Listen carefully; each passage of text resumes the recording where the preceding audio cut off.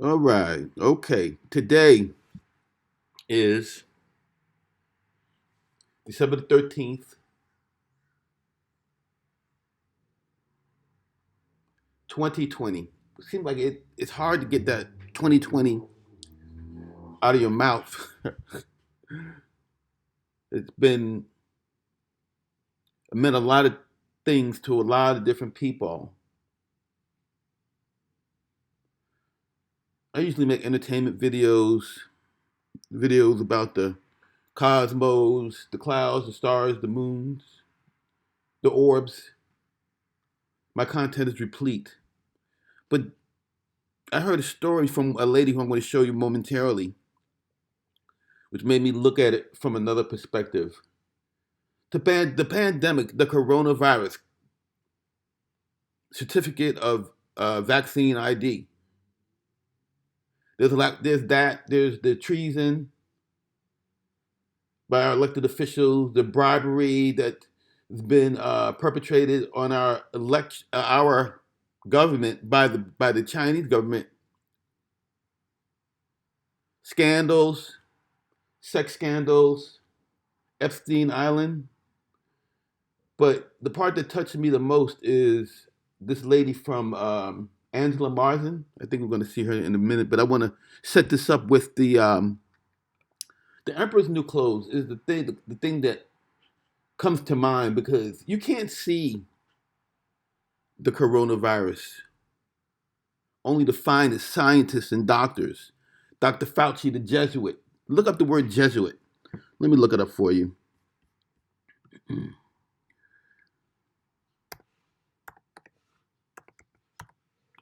A member of the Society of a Roman Catholic order of priests founded by Saint Ignatius Loyola, Saint Francis Xavier, and others in 1534 to do missionary work. The order was zealous in opposing the Reformation despite periodic persecution. It has retained an important influence in Catholic thought and education. Fauci is a Jesuit. My synopsis of what Jesuit is a person who, for whatever reason, their job is to destroy countries from within. Entered Fauci. Fauci said in 2017 that the Trump administration, don't believe anything that I'm saying because I want you to go check on your own. Fauci said he's going to, there's going to be a pandemic in 2017 while he was developing in Wuhan, which he started out of the CDC in Atlanta. Subsequently, he was told he couldn't develop the virus here, so they sent millions of dollars over to Wuhan for the Chinese to do it. God, the Chinese, they keep coming up in this thing. All of a sudden in 2020, you start seeing all these Chinese people wearing masks. I said, my God, how stupid do they look? What did they think is out to get them? Well, it's a virus. You can't see it. You can't feel it. You have no symptoms. You have to be tested. You have to mask up, stand 6 feet apart. This virus can do anything. But yet, for 8 months, 9 months now, we've been dealing with this invisible virus. So here comes the Emperor's New Clothes. I'm going to be quiet and let you listen.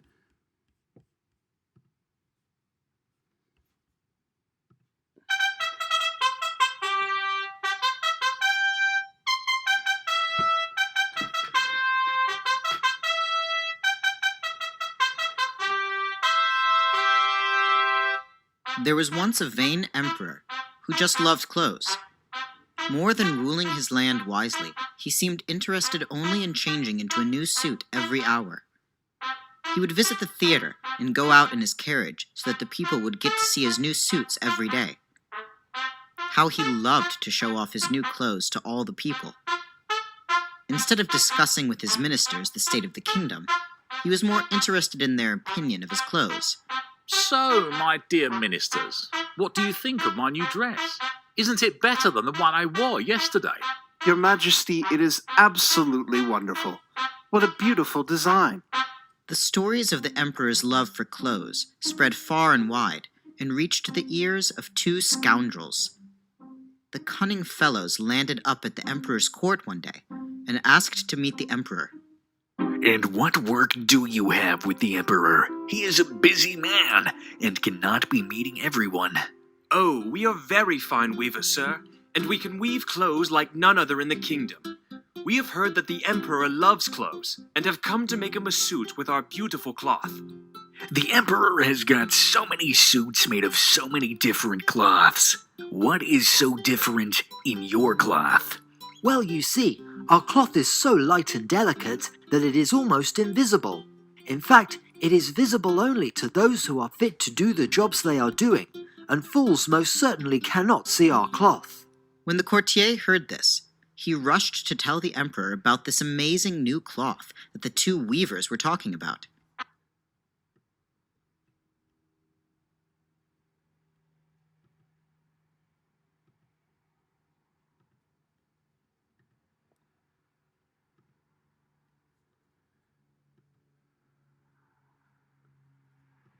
His ministers the state of the kingdom. He was more interested in their opinion of his clothes. "So, my dear ministers, what do you think of my new dress? Isn't it better than the one I wore yesterday?" Your Majesty, it is absolutely wonderful. What a beautiful design. Fauci. Look at Fauci. Stories of the emperor's love for clothes spread far and wide and reached the ears of two scoundrels. The cunning fellows landed up at the emperor's court one day and asked to meet the emperor. "And what work do you have with the emperor? He is a busy man and cannot be meeting everyone." "Oh, we are very fine weavers, sir, and we can weave clothes like none other in the kingdom. We have heard that the emperor loves clothes, and have come to make him a suit with our beautiful cloth." "The emperor has got so many suits made of so many different cloths. What is so different in your cloth?" Well, you see, our cloth is so light and delicate that it is almost invisible. In fact, it is visible only to those who are fit to do the jobs they are doing, and fools most certainly cannot see our cloth. When the courtier heard this, he rushed to tell the emperor about this amazing new cloth that the two weavers were talking about. Fools cannot see it, you say, and it's invisible to those not suited for their jobs. This I must see.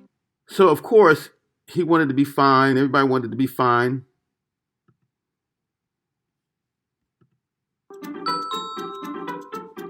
The weavers asked Coronavirus. for thread and the finest of silks, Vaccines. all of which they hid away in their bags and pretended to be working away at the looms.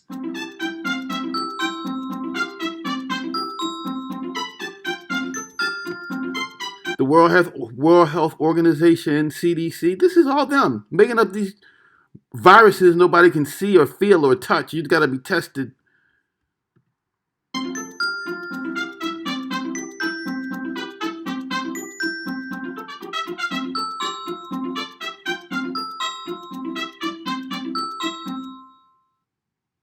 Monster Math presents Addition Below 10. Okay, class, let's begin. That was a long 2 seconds. In the meanwhile, the emperor was getting more and more curious to know what the weavers were doing, and decided to send his trusted minister to have a look.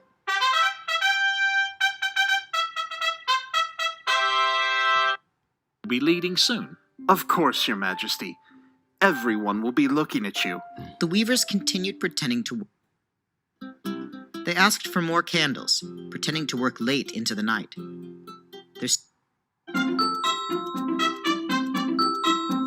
"Welcome, sir. Have you come to see the emperor's suit?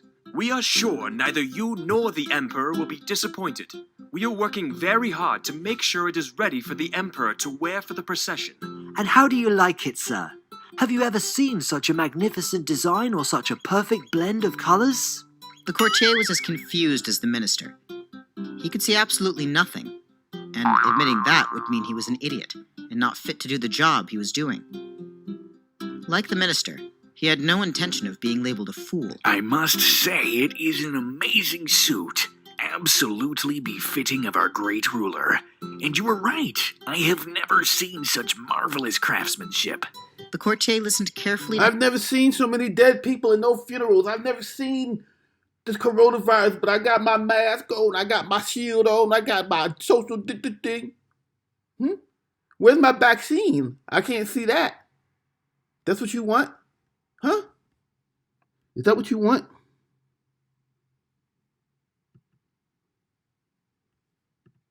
Better than we had expected. People will be talking of nothing but your suit at the procession. Here, have a look at the jacket and the trousers. I am sure they will fit your majesty like a second skin. And the cloak. Isn't it magnificent? They are all so light and fragile, like a spider's web. The emperor looked hard, but he could see nothing. I am the emperor of the land, and if I say I cannot see anything, my people will think I'm not fit to rule them. That cannot happen. For fear of being considered a fool, the emperor also went along with what the others had said, and greatly admired the... Those are the emperors, not the president, the governors who want to see everything the Chinese and everything that the Chinese do. I waited on an Asian lady. She didn't even leave 15%. And people are trying to tell me how good they are at math. Anyway, don't forget to get your clothes. Get your COVID. Telling me you want me to have a test, but this is not what this is all about. Hold on. Well, I must say you have done a great job. Like you say, it's an excellent fit, and the design and colours are outstanding. The emperor stood in front of the mirror, and though he could still not see any clothes, he pretended to admire them and himself while striking different poses before the mirror. Well, your majesty, it is time for you to make an appearance and lead the procession. The courtier came forward and pretended to hold the long train and followed the emperor out. All the people in the land had heard about the magical quality of the suit and were waiting curiously and impatiently to see the emperor wearing it. Finally, when the emperor made an entry, the crowd became absolutely silent on seeing him. And then suddenly, the voice of a small child was heard.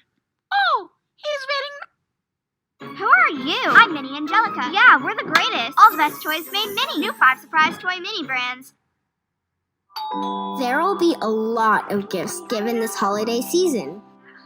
Give a meaning. Nothing. All the people then started shouting the same. He is wearing nothing. He is wearing nothing. He is wearing nothing. The emperor was extremely embarrassed. He now understood how the two weavers had made a fool of him, as well as his ministers and courtiers. All he could do was lead the procession as he was, with as much dignity as he could. The weavers, of course, had already escaped with all the gold, thread, and silks the emperor had given them, and were never seen or heard of again. All right, so that was a little story time, but this is the sad part. This is not a story. We are really being fooled by Fauci, the Democrats, the governors. Look what they're doing.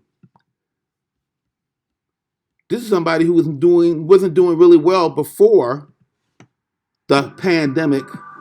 Millions of families across the nation are no longer safe from eviction, and housing advocates warn we could be headed toward a massive wave of homelessness.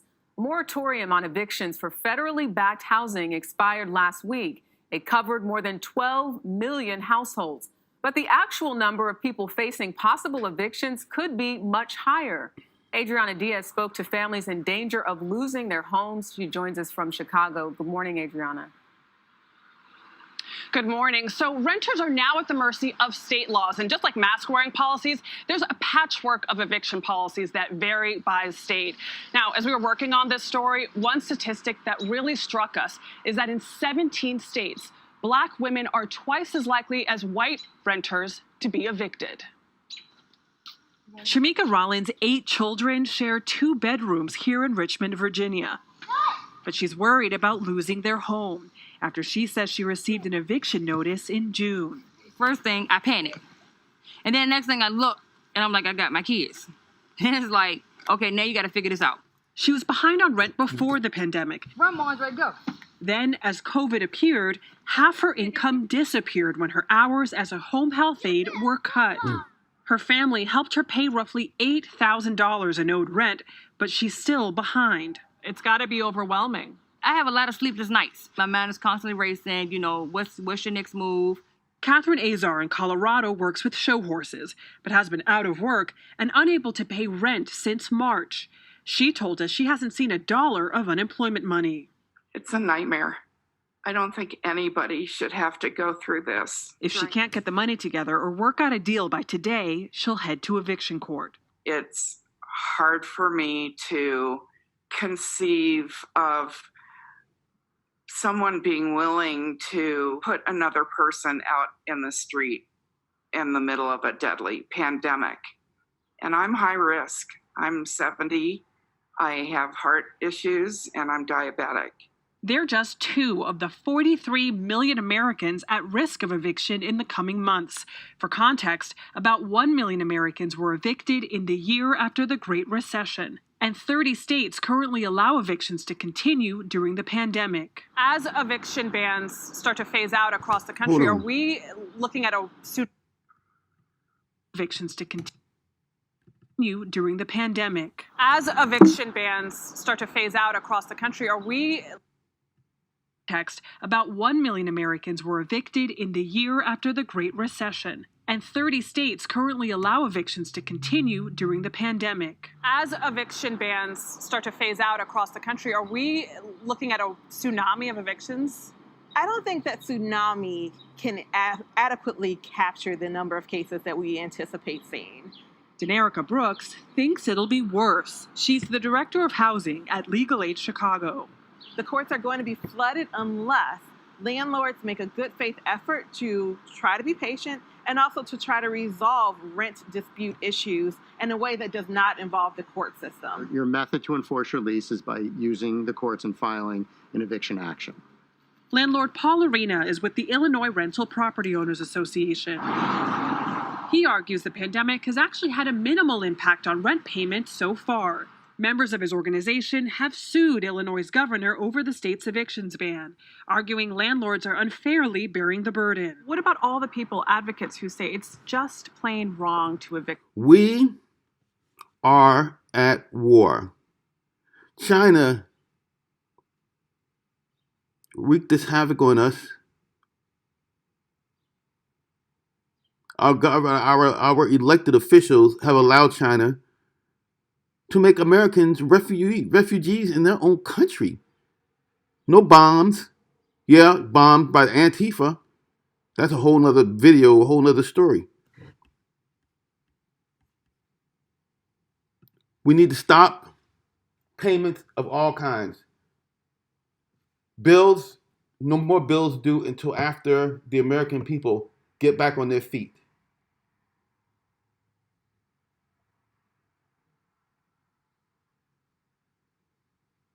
We're at war, and the American people are suffering because of it, because Trump has so far refused to invoke insurrection, the Insurgency Act. God, what is this?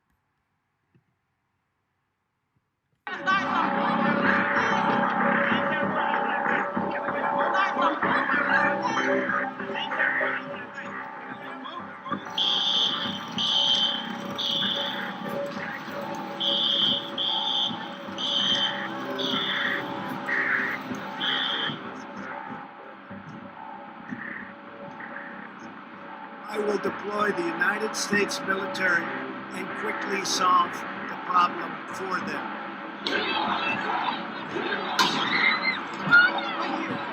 Biden and Kamala were bailing these fuckers out. I hope you're more offended by Biden and Harris than you are about my language. Look. The Insurrection Act of 1807, as amended several times, allows the president to send in the military or federalize the National Guard for law enforcement functions when there's a breakdown in civil order, be that insurrection, rebellion, domestic violence. It's kind of the latest iteration of when the president can indeed send in troops to perform law enforcement actions. The Insurrection Act first was enacted a series of militia acts going back to George Washington, really, in the Whiskey Rebellion. And it's been amended several times since, including in that Reconstruction post-Civil War era, to allow federal military to go against the KKK and other domestic terrorists, if you will. And at this point, it allows, assuming there's a declaration by the president, for military to go in under certain circumstances. The last time that it was used was nearly 30 years ago during the LA riots in 1992, when President George H.W. Bush invoked the Insurrection Act. The president is acting within the full letter of the law. We'll just have to see what actually happens on the ground and how exactly the military is used and whether it is used. You understand?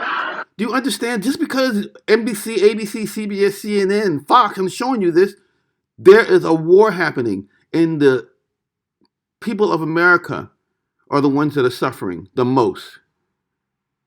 Oh, so far, but we're at war. She has become the face of a frustrated movement, and I don't know whether it was just her powerful delivery and speaking from the heart, or the fact that what she was showing was remarkable in that it was the exact same setup. Her outdoor dining, and then the NBC comedy show Good Girls outdoor dining for the film crew putting that show together. Looked identical, looked exactly inseparable, looked like it was just her big old operation, but it wasn't. Hers was shut down. The NBC comedy show Good Girls setup was on, is on, and remains open.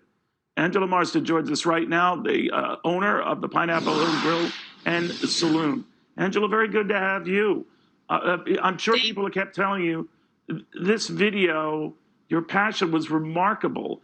But for the life of me, I think what was the most startling to me is you were showing something within mere feet of each other that was identical. Yet you're shut down, they are not. Yeah, it was pretty crazy, pretty hard to believe. I mean, I was in shock, for sure.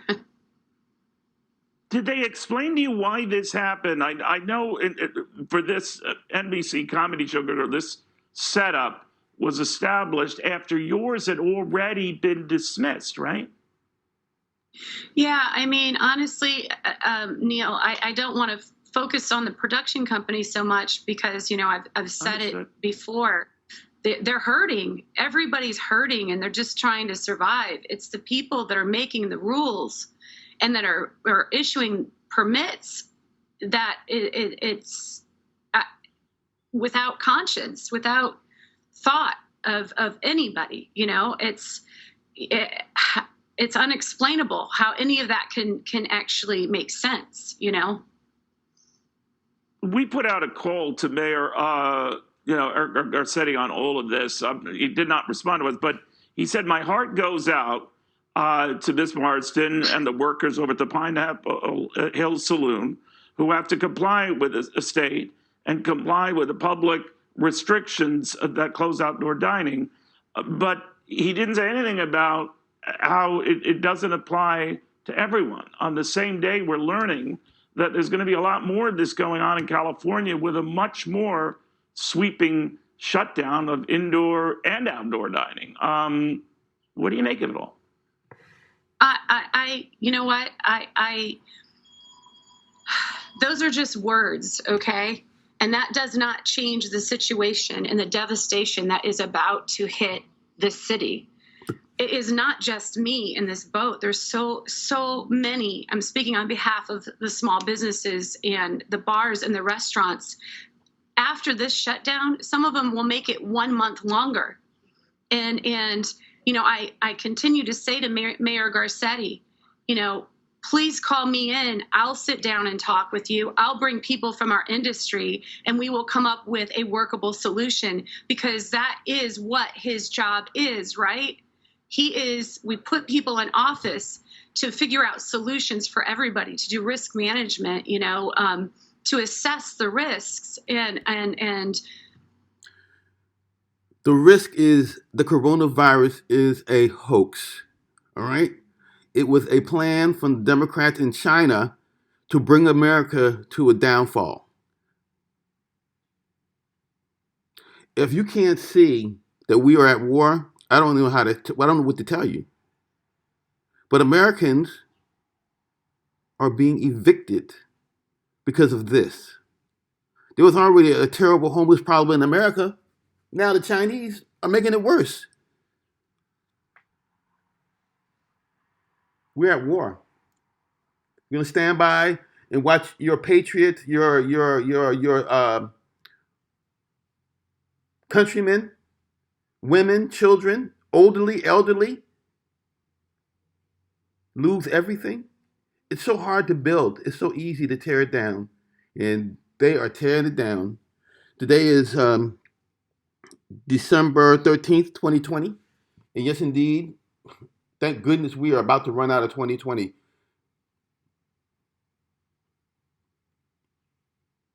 Thank goodness. Only the finest people can see how bad this thing is on Americans. We're at war, and the government is against us. Good night.